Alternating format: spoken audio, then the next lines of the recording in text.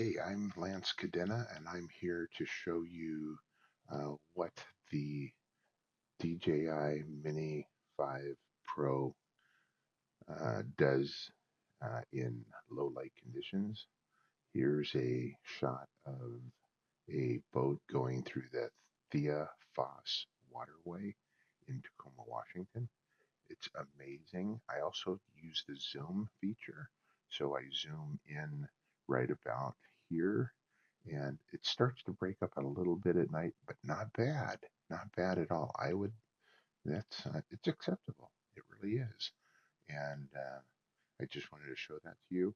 Also, when I zoom, it continuously zooms. It doesn't like in the Mavic 3, it would stop videotaping and then bounce to 7x or whatever it was going to next. This is a smooth transition, probably because of the one lens, is my suspicion. So there you have it. Hey, have a great day.